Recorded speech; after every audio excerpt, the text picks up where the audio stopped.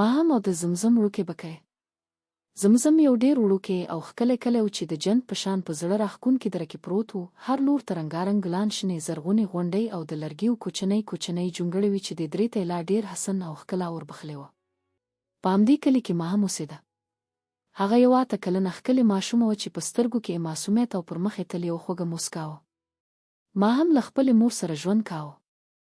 مور یې د ګنډلو کار کاوه او د کور خرڅ یې پرې چلاوه. د ماهم پلار وفات شوی و، خو مور او لور دواړه په خپلې کوچنۍ دنیا کې خوشحاله او له مینې ډک ژوند تېراوه. ژوند یې ساده و، خو د محبت نه ډک و. یوه ورځ د ماهم ماما د دوی کور ته راغی.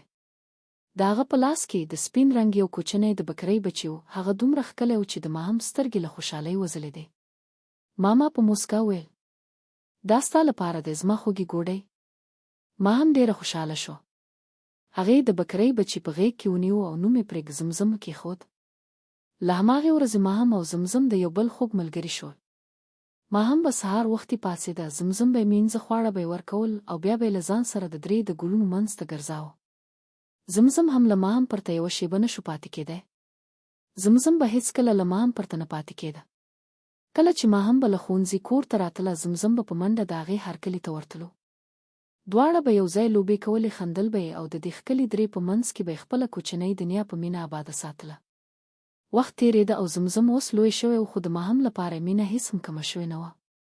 هغه به لا هم د ماهم تر شا روان و. کله چې به ماهم هغه په نوم راوباله، د زمزم سترګې به له خوشحالۍ وځلېدې. خو یوه ورځ کله چې ماهم له ښوونځي بیرته راغله، ویې لیدل چې د مور څېره یې ډېره خپه ده. ماهم په اندېښنه وپوښتل: امې، څه شوي؟ ولې خفه یې؟ مور یې وویل: لورې، د کور کرایه پرې کول دي، خو زما سره پیسې نشته. د خوراک څښاک سامان هم ختم شوی دی. اختر هم رانږدې دی، خو ستا لپاره د نوو جامو جوړولو وس هم نه لرو. د ماهم زړه درزا وکړه. مور یې په کراره ویل: لورې، موږ به زمزم خرڅ کړو، هماغه پیسې به زموږ د ژوند تېرولو لپاره بس شي. دا خبره چې ماهم واورېده، داسې احساس یې وکړ لکه پر زړه یې چې تندر راولوېد. هغې زمزم ته وکتل. زمزم د هغې تر څنګ ولاړ و او داسې ښکارېده لکه د هغه په سترګو کې هم اوښکې راټولې شوې وي، لکه هر څه یې چې درک کړي وي. ماهم په ژړغوني غږ ویل: امې، ما ته د اختر جامې نه دي پکار او نه بل څه. بس زما زمزم دې راسره وي. مور یې ډېر پوه کړ، تسلي یې ورکړه، خو د ماهم کوچنی زړه مات شوی و. بالاخره د خپلې مور د مجبورۍ او خفګان په لیدو ماهم په چوپتیا سره ومنله. مور یې خپل ورور یعنې د ماهم ماما راوغوښت او پرېکړه وشوه چې زمزم به د څارویو بازار ته د خرڅولو لپاره بیایي. ماهم هم له خپل زمزم سره بازار ته ولاړه.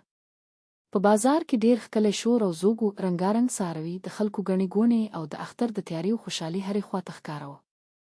یو سړی راغی، زمزم ته یې وکتل او ویې ویل: دا بکری په څو دی؟ ماما یې ویل: په 500 روپۍ. سړي زمزم ته بیا وکتل او وروسته یې د ماهم خواته نظر شو. د ماهم سترګې له اوښکو ډکې وې. زمزم هم د ماهم تر څنګ ولاړ و. هغې ته یې کتل لکه پوهېده چې د دوی د ملګرتیا سفر به همدلته پای ته رسېږي. سړي وپوښتل: ولې دا بکری خرڅوئ؟ ماما ورته ویل: دا زما خورزه ده او د مجبورۍ له امله باید زمزم وپلورو. د سړي زړه نرم شو. هغه 500 روپۍ ماما ته ورکړې او د زمزم د رسۍ نیولو لپاره یې لاس وغځاوه. خو کله چې ماما رسۍ د هغه لاس ته ورکړه، زمزم ناڅاپه د ماهم غېږې ته ورولوېد او په دردناک اواز یې ژړا پیل کړه. ماهم هم په زوره زوره وژړل. د هغې اوښکې هېڅ نه درېدې. دا دردونکی منظر چې خلکو ولید. هلته موجود د ټولو خلکو سترګې له اوښکو ډکې شوې. په بازار کې یوه عجیبه چوپتیا خپره شوه. ناڅاپه هلته ولاړو خلکو یو بل ته وکتل. یو کس مخکې راغی او ماما ته یې لږې پیسې ورکړې. بیا بل کس هم مرسته وکړه او ورپسې دریم کس هم. په لږ وخت کې خلکو په ګډه 50,000 روپۍ راټولې کړې. هغه سړي چې زمزم یې اخیستی و خپل 500 روپۍ بیرته واخیستې او له هغې سره یې 100,000 روپۍ نورې ماما ته ورکړې او ویې ویل: دا زما لخوا د ماهم او زمزم د مینې لپاره ډالۍ ده، د الله په لاره کې. دا یې ویل او پرته له دې چې زمزم له ځان سره یوسې روان شو. ټول خلک په خوشحالۍ سره له بازار څخه بیرته کور ته ستانه شول. د ماهم مخ له خوشحالۍ ځلېده او زمزم یې تر څنګ روان و. د کور کرایه ادا شوه، د اختر جامې هم جوړې شوې او کور ته د خوراک سامان هم راوړل شو. هر څوک خوشحاله و.